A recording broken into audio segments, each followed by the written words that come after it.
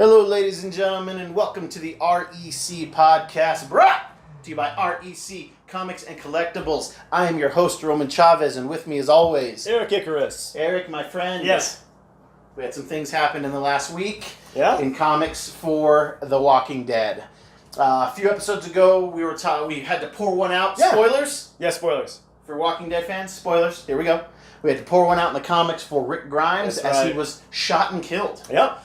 And it was really sad, and we had no idea where we were going to go. It kind of left on a cliffhanger with Carl saying, I don't know how I can do this without him, and it looked like we were going to go on a farewell kind of Rick Grimes tour. Sure. You know, they had the casket, they were, in a carriage, so, bucking away, I don't know what you call it, I don't know horse terms, okay? So that was in issue 193 of The Walking Dead, 192, so we were waiting patiently, highly anticipated follow-up to that issue in 193. And 193 comes out, Eric? Yes. And they ended the Walking Dead comic book series Just without telling anybody. and I don't know how they managed to keep that a secret. I don't know how either. One way they were able to is we took the comic store that I work at. They took pre-orders for 194 and 195. Right. So we saw covers for future issues. So that helps. Oh, really? Yes. So that helps. And interesting. On the Monday before its Wednesday release, Robert Kirkman went onto Twitter and was like, "Hey guys, you're going to start hearing some Walking Dead spoilers. Oh. If you're a fan, try to stay off social media until Wednesday so you can get your copy. These may be the biggest spoilers we've ever had." So I was like, "Ooh, what's going to happen?" Yeah. And we get in, and like I said, they ended. It was a double issue. Okay. Which is normally like what you might call a premium format. They range anywhere from $4.99 to $6.99, and it was regular cover price. Oh, okay. And not only did it end the series, but it jumped like 20 years in the comic. So they did like a little time jump. Yeah, they do a time jump where we open up, and guys, we're going to be talking about the book again. Spoilers. Major. It opens up with Carl killing a walker. And he looks just like his dad. He has the beard, he has a hair, but his hair is like dark brown, whereas Rick's is kind of blonde in the comic. At least that's the feeling you get. And but he looks just like his dad, but he has the eye patch on. Right. And he's talking to his wife, who is Sophia. And Sophia, died in season 2 of the show, but stayed around the entire time for the comic book series. And she's like, "Oh, I've never seen one this far into the safe zone." And you're like, "What the heck?" So it's been quite some time since they've had a problem with The Walking Dead. It sounds like the safe zone that they had been working in had grown, and there are people in this town who have never even seen a walker. Wow. Yeah. So that he's managed to quarantine this town for just X the amount entire of time. community. Oh, just yeah, the entire right. community. Yeah, it sounds like it's a group effort. He kind of walks around town, and people are like, "Oh, that's the son of Rick Grimes." Like it's a big deal. There's even a statue of Rick in the town square. Okay, first of all, how do you make a statue in this universe? There's a lot. We've seen blacksmiths. Okay. We have seen. There's a lot of craftspeople out there, fair and they're enough. very useful. Okay. So okay. that I can surmise. Okay. But people are mostly riding horses. Sure. Yeah. One of the characters has been working on a train, like the railway system, and they're talking about how they're expanding to the west, how they're going to meet the west. So there's obviously another, a big pocket of survivors.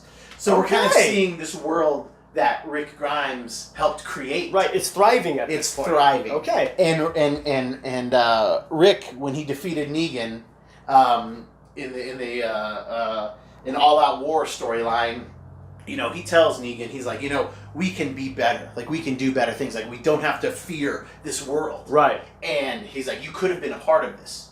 But you chose to just be greedy, basically. Sure. So, and Negan really sees, like, oh man, I've been trying to keep control of people with fear. Mm-hmm. Because in Negan's mind, he thought that that's how you kept people safe. Sure. They need to fear what's going on out there, and we'll keep everybody safe. He's not wrong. It is a way to do it, but it's not the right way. Right. And so you're seeing like the fruits of Rick's labor. Oh, okay. And that those things he talked about all those years ago are true today. They're true then. And it was fantastic. I won't bore everybody. Real quick, do we get a Negan cameo or a goodbye or? We get mention because I don't want to tell you guys all the details. I almost said I don't want to bore you with the details. No, the details are fantastic. But go pick up.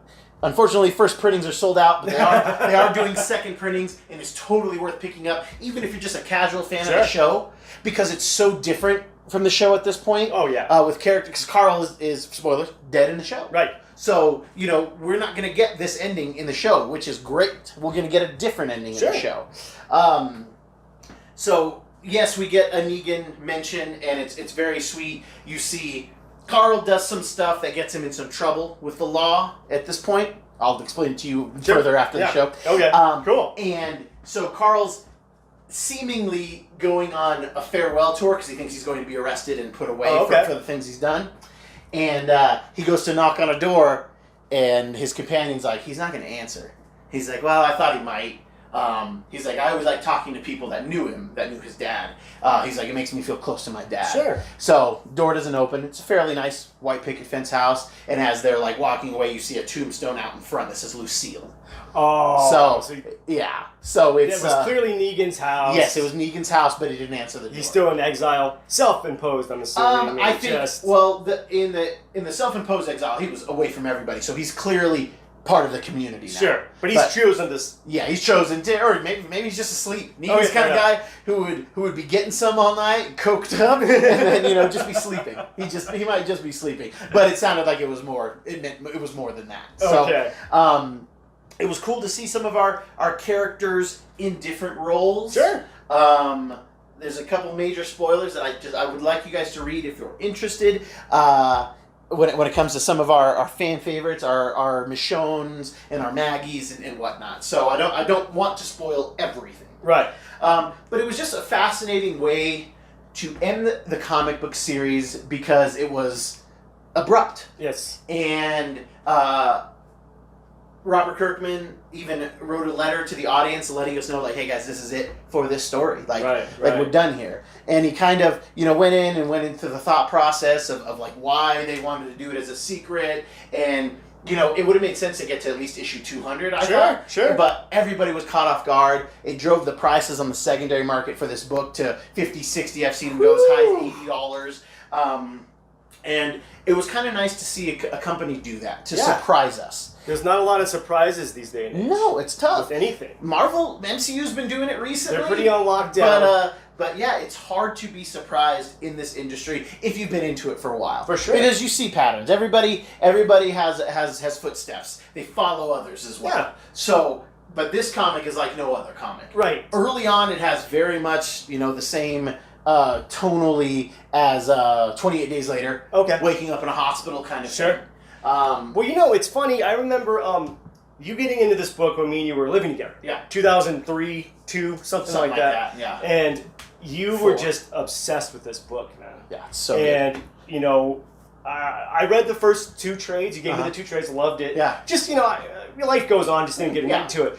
And, right before we started doing this podcast, we started talking about Walking Dead, and I did not know it was still going. Yeah. It's so good, and for my money, it's the greatest comic ever written. That's what you... There's not a bad issue. You champion this all the time. There are slower issues in comparison, but there's not a bad issue. If I had the time tomorrow, I'd read all 193. Whew.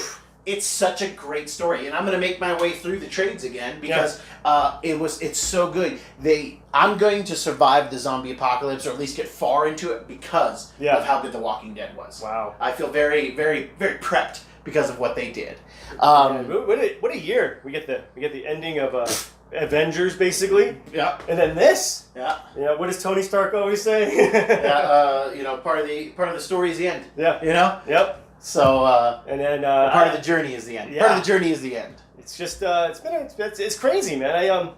I was gonna ask you, I was gonna talk to you about the show in this because I feel like initially they used to be a bit symbiotic. Yeah. But I feel like they just diverged at this point. Like they're completely different entities at this point. Which I would have been happy with getting the exact same thing I read on paper. But this is almost like the show is almost the MCU of Walking Dead. So it's all the same ingredients. just folded differently. It's Mexican food. All the same stuff, just folded differently, okay? So it's nice. It's nice to then be surprised. Sure. Because Daryl, fan favorite in the show, yes. arguably the most popular character in the show, not in the comics at all. Really? No, yeah, they made him for the show. His brother, too. Huh. Yeah, the Dixon brothers, they're not in the comic. Interesting. Yeah. Okay. It's pretty, and then there are people who are in the comic that are not or in the show that aren't in the comic either, or vice versa. Yeah, in the comic, not in the show. You know, and there's certain people that they've killed off, right? Oh yeah, like Andrea was my favorite character in the book, arguably, and she died in like season 3 or 4 of The Walking Dead, and she was terrible. She was annoying. She was not written well. She's not the strong female that she is in the comic. Okay. In the comic, she's my favorite character on the page, and when they killed her a couple years ago, it broke my heart. Jeez. It was so good. And Robert Kirkman wrote us a letter about that, how he had come up with this ending on a plane. Really? And he said he either said he broke down crying or almost cried as he was writing the script, because he was trying to figure out a way not to kill Andrea. He was trying to figure out a way for it to make sense, to honor the book and honor the character. Right. But as he was writing, her death is what came out. Sure.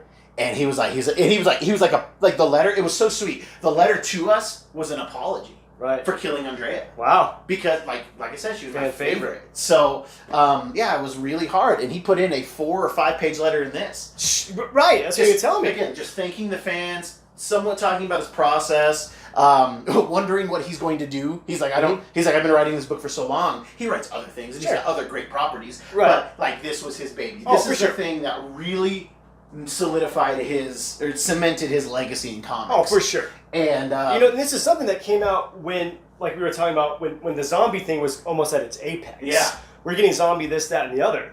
And then I feel like this is the only thing that survived. Yeah. That's the only thing that's kind of maybe stood the test of time. I like 28 Days Later. Yeah. Yeah, I like all that other zombie stuff that we're getting, the remake of Land of the Dead, Day of the Dead. Mm-hmm. But I feel like this is the one thing people can culturally talk about and be like, wow, this has a lot of awesome parallels to what's going on in the world. To talk about our Mexican food, reference, it's the most interesting taco I've ever had. Still a taco. I love it. Still a taco, but it is the best taco I've ever had. Yeah. They're all, all these zombie movies are on every street corner for a long time. But I'm going to go to this truck, the Robert Kirkman taco truck of The Walking Dead. Okay? If you don't know, Roman is deathly afraid of zombies. Oh my gosh. I have an irrational fear of zombies. He's got a huge phobia of zombies. I know we're jumping around, guys, but here, I'll tell you guys a story that's why I was how bringing this Papa up. Roman almost murdered a man at 2 a.m. Bring it to my process. To clarify, I did not, guys. I did not. But one time I was working nights at my job, and I got off, and I needed to hit Walmart late. And I'm turning my car into the parking lot at 2 a.m. and I stop mid-turn because I see what I can only describe as The Walking Dead. There is a man walking across the street. He is your typical, like his foot looks weird, like he's dragging. He looks like he's a zombie. And there was a small part of me that was like, push the gas, save the world. And as I'm contemplating this innocent man's demise, he reaches into his pocket, shaky, probably groaning as far as I remember, and lights a cigarette. This guy has no idea. He has no idea how close he came to death that night. So, do you know was he just on crack? He worked there, and honestly, let's be real, he was probably disabled, and I'm a terrible person. But dude, I'm telling you, his movements were that of a zombie. If I had been a little bit more tired, we wouldn't be able to do the show because I'd be in prison. Oh my god! So yeah, it's the craziest thing, guys. I have an irrational fear of zombies. My uncle showed me the original Dawn of the Dead at probably 9, and it terrified me to my core. And I still have a hard time watching that terribly awesome movie to this day. Oh, for sure. Yeah, I won't watch 28 Days Later by myself. Nope. Yeah, I can't. So there you go. We had to tie that in. Oh, I've got another one.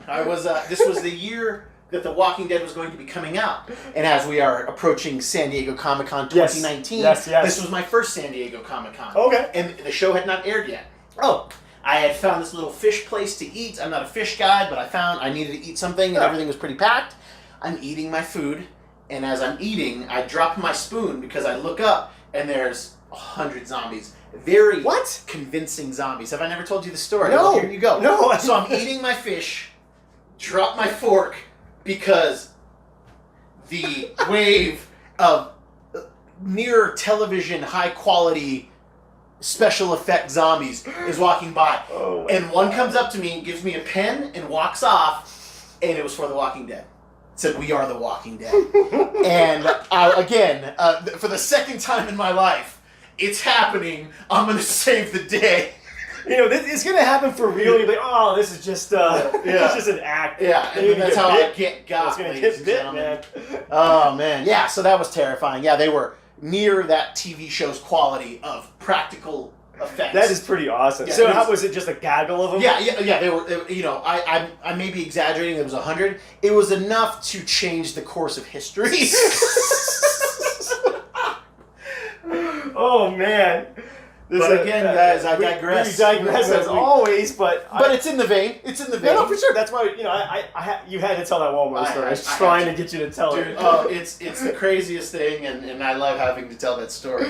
Real quick, do they actually give a reason still to why there's zombies or the? So in 193 issues of The Walking Dead, we have no idea. Awesome. We have no idea. We don't need it. No, we don't. We don't, and I'm glad they didn't. I've been hearing people just like, why don't they give us the answer? Why do you need the answer? It's not about the walkers. It's really not. It's about the surviving. That's it. You know? Yep. It's about how people act when there are no rules. There you go. When those people who are trying to stick to the old ways, those people die pretty quick. For sure. You know? So it was, needless to say, guys, I'm very sad that the book is over. It was the one book that I always looked forward to since, I think, 2004 is when the book came out. And we're sad to see it go. We poured one out for Rick Grimes. Yep. We're definitely pouring one out for The Walking Dead as a whole, in the comic verse at all. I'm behind on the show.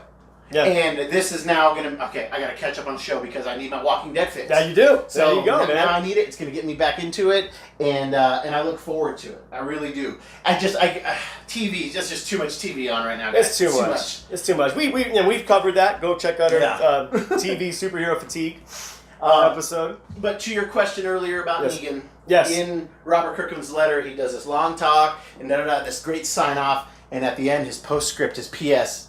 Negan lives. That's what he says. That was all it was P.S. Negan lives. So, you know, a lot of fun. Do you think we might get it like a spin-off Negan episode? Book, rather? Well, they did a Negan origin, which was pretty fascinating. It was called Here Comes Negan. And I think that there's a lot of story to tell with Negan. About to say. And there's talks of AMC propositioning more side Walking Dead stories. I watched season 1 of Fear the Walking Dead, and that's it. I was going to ask you, what was the point of that? Does that just take place in a different part of the country? It takes place in a different part, and it takes place like right when like the outbreak hasn't truly happened yet.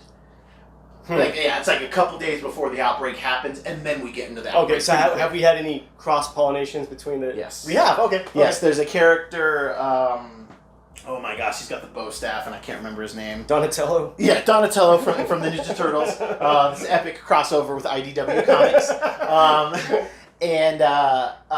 He leaves The Walking Dead a couple seasons ago, and then he shows up in Fear the Walking Dead. So, because at one point...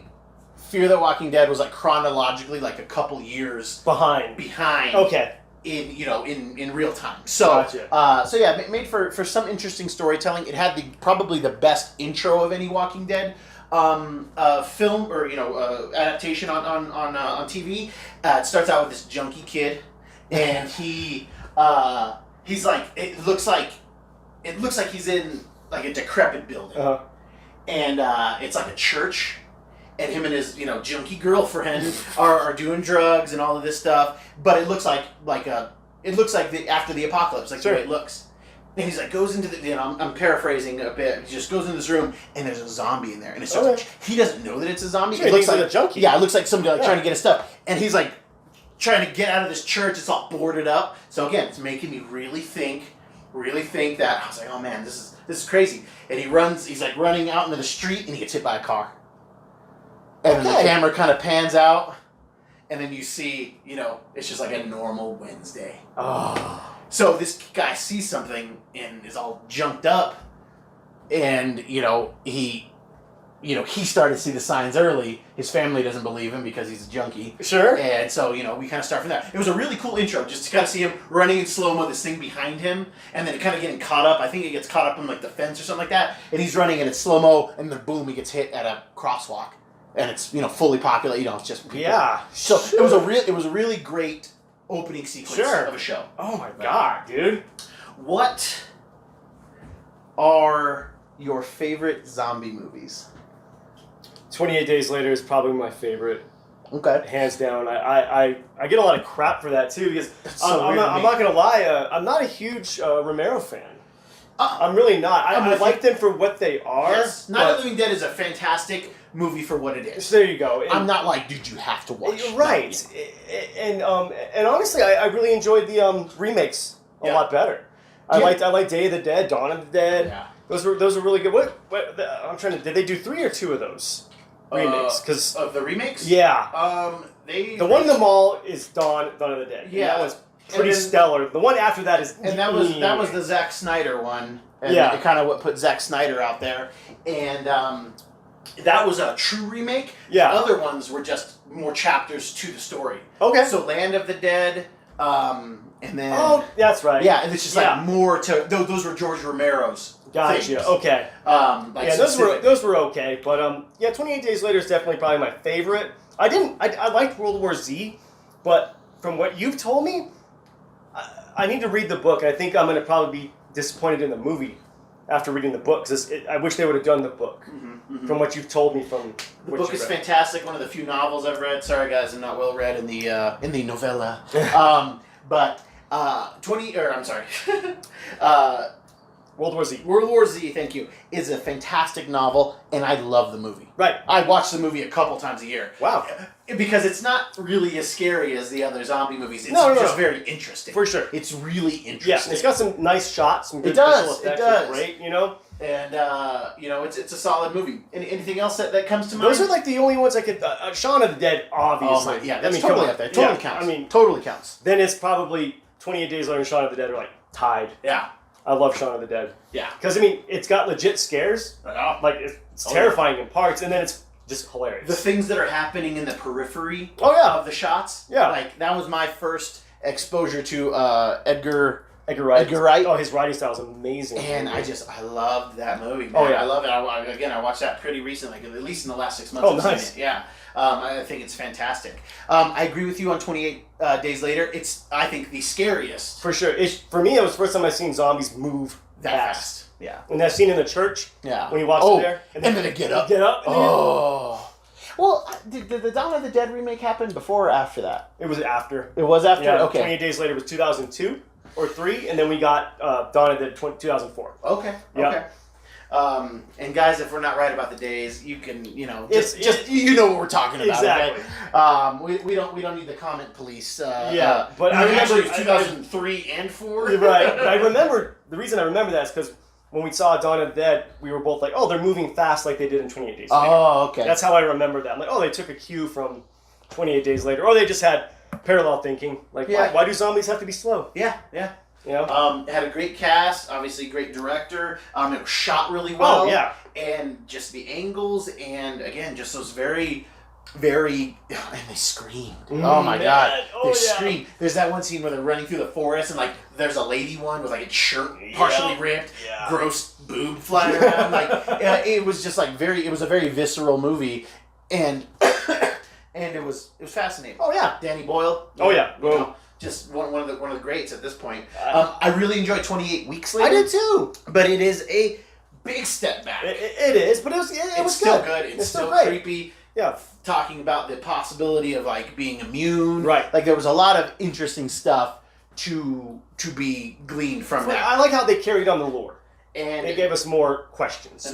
Early appearance of Idris Elba. I hadn't really seen him before that movie that I'm aware of. He is. He's like he's an American general. I think. That's right. Yeah. And or colonel or something. And it's really good. I like Snyder's remake of Dawn of the Dead, but that original Dawn of the Dead, it is still for you, huh? Still, yeah, man. It was like I like the idea of being stuck in a building in the mall. Sure. I like that a lot. Yeah. Like in the remake, that zombie baby was garbage. It was so stupid. Oh yeah. I get what you were trying to do, but it didn't work. Right. There's some ancillary, some again more periphery movies like Quarantine. Oh yeah. Quarantine was good the first time through. Sure. Has no rewatch value whatsoever. No. What else is kind of interesting? There was that one love story one, like warm things or warm bodies. Warm bodies is what it was. Warm bodies, where it was like, oh, they just need love to come back to life. Right. But there was some decent zombie stuff in there. For sure. But it was just like, it was bad. Oh, definitely. Do you think we'll ever get a Walking Dead movie? I don't think you need to do it. Walking Dead? No, not at all. It needed to be when they were because originally they were going to do a 3-part movie. Oh. And it's just like, I'm glad that AMC bit the bullet, and then it was their highest rated television show for a long time, you know? Wow, I didn't know that. Yeah, they wanted to make a movie because really nobody was serializing these things on television at this point. So it really hadn't happened, and to be honest, I'm trying to think what else, besides like, Smallville, which is a big name, character, it might be the first comic book TV show to be fully adapted and serialized like on a major network. Right. I can't. I'm having a hard time thinking of something that was a very true adaptation. Right. And not just being like, oh, we like this book and we're going to kind of loosely base it on this. We're going to just take the name and then just do something completely different. Yes. Which there's a series of novels called the Dresden Files, and I think Sci-Fi did a TV series. It's lauded as one of the best like magic sci-fi books. And they said the people I know who read the books and watched the show said the show you almost don't even get why they're calling it the Dresden Files. Like, it's so different. So there was a couple series of video games that I would put in this conversation called Left 4 Dead.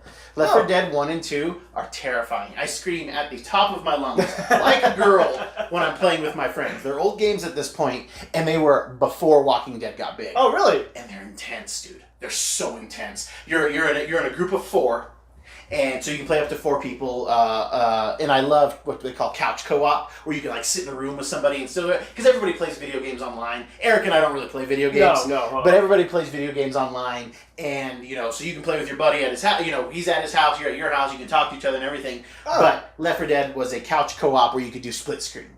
And then you could get another TV and do a LAN connection, and you could do all 4 people in the same room. That's pretty cool, man. It was me and some of the guys used to do it all the time. Yeah. And it was terrifying. We would turn off all the lights. They would turn off the lights to screw with me. Oh, for sure. And just crank it, and it's crazy. And it was like done in like chapters, and each one was like a movie poster.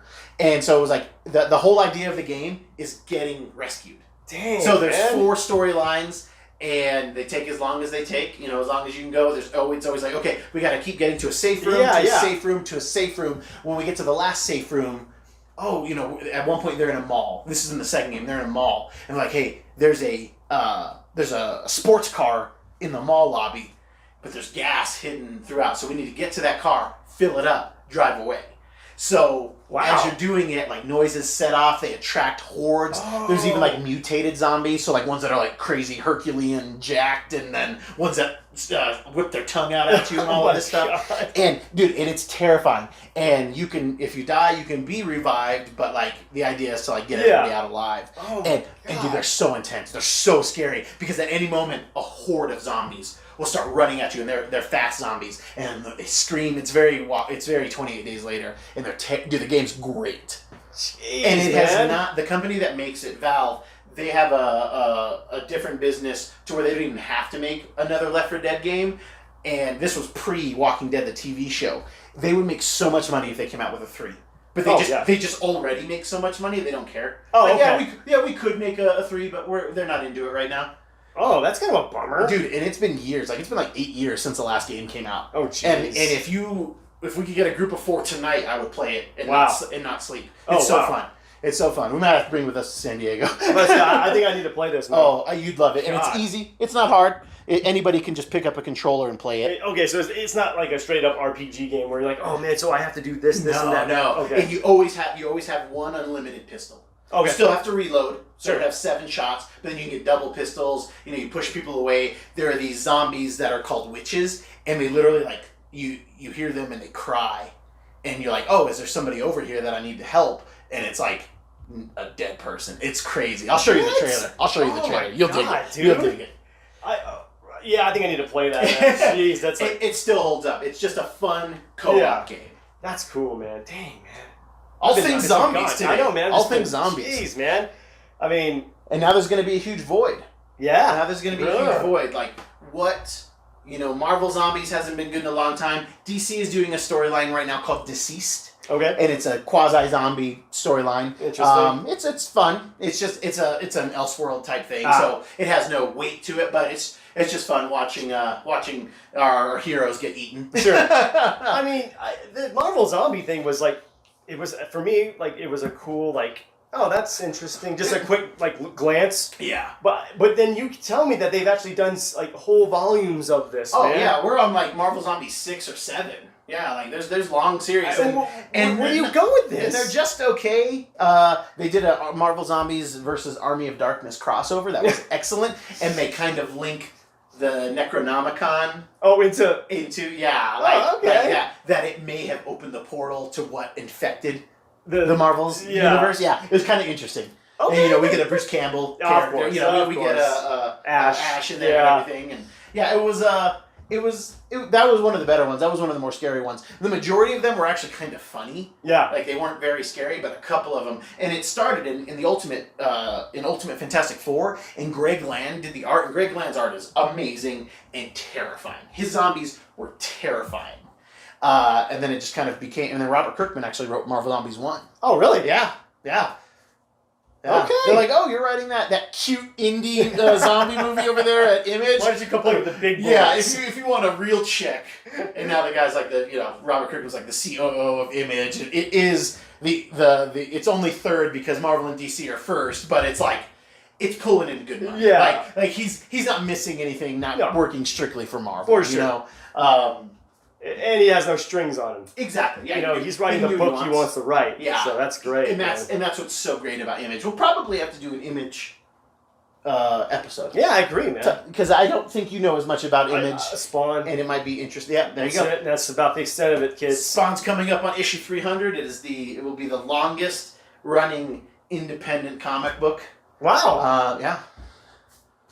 300 issues, man. I'm learning a lot today. Yeah, that's what we're here for. We're here to learn. We're here to teach. We're here to grow. I agree with that. We're here to grow. Kids, that has been our show today. Yeah. Thank you so much for listening. If you like what we're doing, please hit the subscribe button, likes, leave us some comments.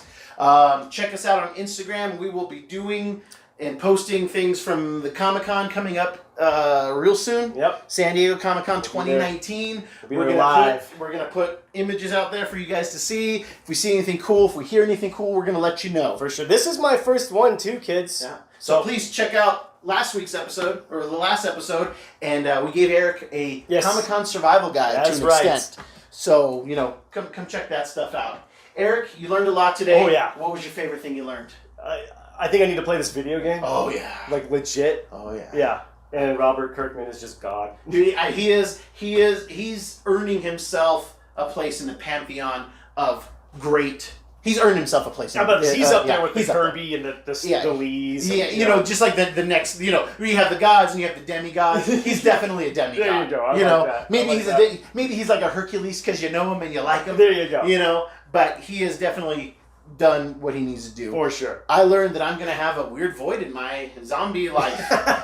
For as much as they terrify me, I can't get enough. So I'm hoping that something else can come and take his place. Or maybe he does, like you said, a Negan series. I'd be very interested in that. I like that character a lot, and they did a great job of redeeming him as a person, and I'd like to see more of his story. Heck yeah, dude. What did he do? Thank you again for listening. I have been your host, Roman Chavez. Still Erik Icarus. And we will catch you next time from Las Vegas or San Diego. We'll see. I'll let you know.